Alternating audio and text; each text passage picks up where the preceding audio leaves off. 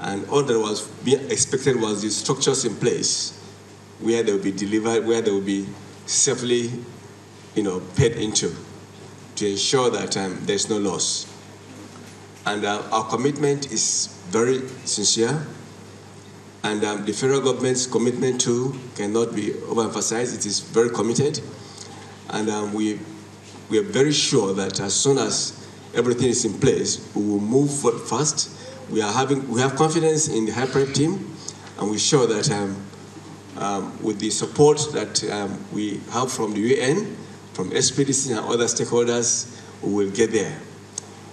It is the very strong desire and aspiration of SPDC GIV team that Hyprep succeeds. Its success is our success. So we're doing everything possible to ensure that this program goes without any hitch. However, I just want to say that it's very important that when Ogoni is cleaned, Ogoni should remain clean. And that is the elephant in the house. We just want to appeal very strongly to our Ogoni stakeholders, the communities in Ogoni, to cooperate with the government agencies to ensure that road pollution arising from illegal activities like illegal refining, road theft is stopped. That is the enemy of this laudable project. If we're able to contain that, definitely we'll be doing justice to the project and we'll be doing a lot of good to our generation and generations yet unborn. Thank you and have a nice deliberation.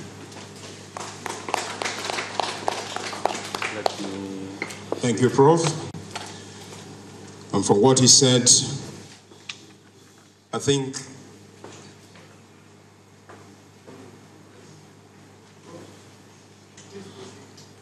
from what he said, I think that's where we are going to tail off into this discussion. When Ogoni is cleaned, let it remain clean. And so we are going to go into the interaction now.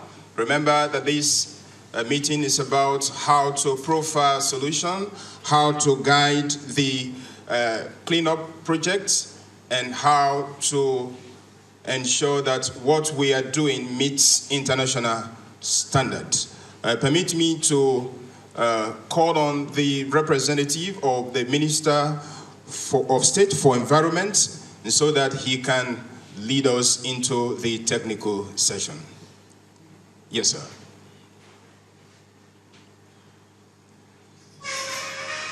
I have led you to start, so leading you into technical session.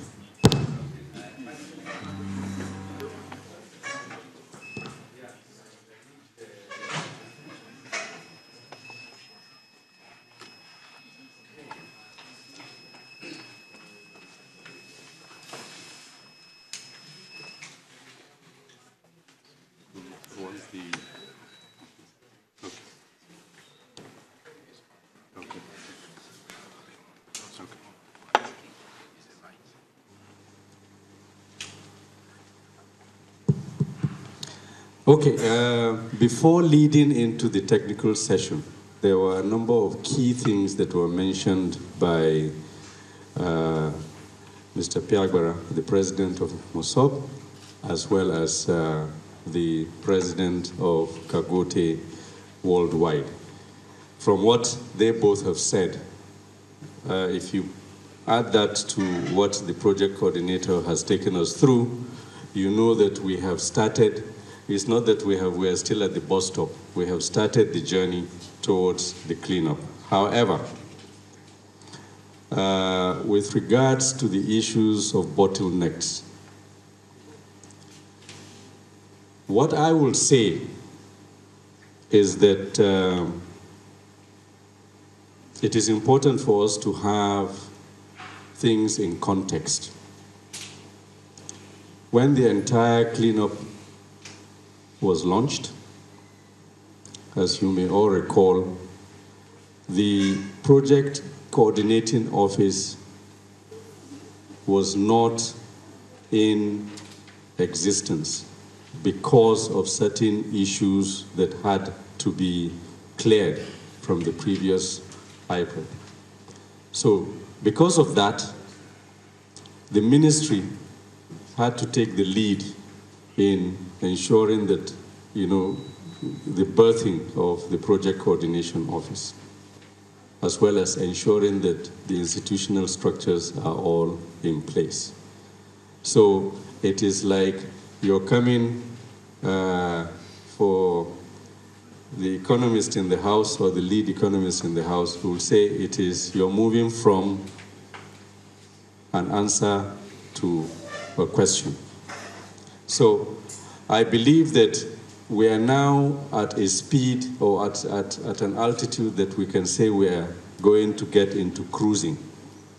So all these hiccups, it is important to note that for any project of this size and significance, if you don't go through these teething problems initially, you should start asking questions, because when the red light comes much later, it will be more difficult to be able to correct.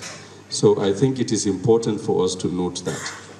Now, with regards to the training by UNITA, yes, there has been the MOU that has been in existence for, we have had discussions and there was this particular agreement and so on.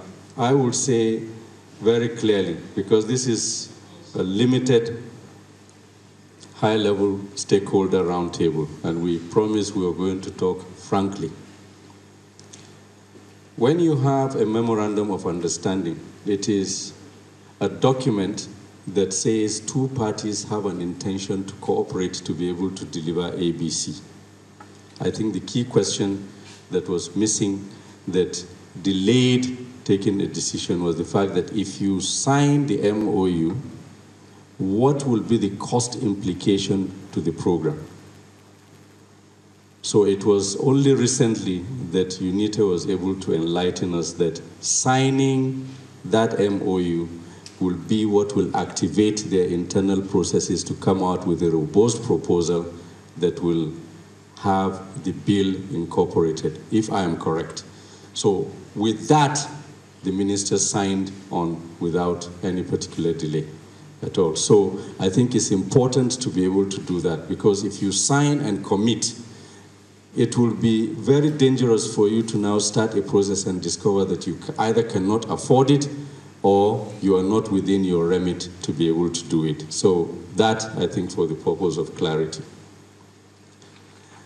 With regards to the Public Procurement Act 2007, I would want to say that no matter what we discuss and project, it is always very important to aspire to things that are realistic. The anchor of governance and accountability is the Public Procurement Act. And within the Public Procurement Act, it is not a series of bureaucracy just like that. The document and the law has envisaged virtually every single situation that you can ever imagine in the art of expending public funds.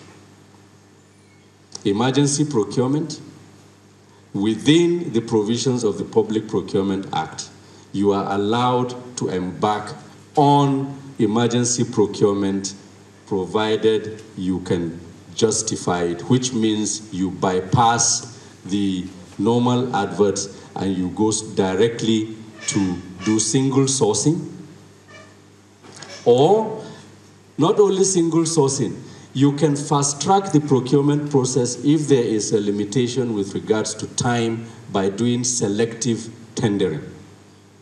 What has happened over the years is that because of the either lack of capacity within the system or the personalization of the system or some mischief within the system, you find that what is supposed to be classified as selective tendering is not so classified.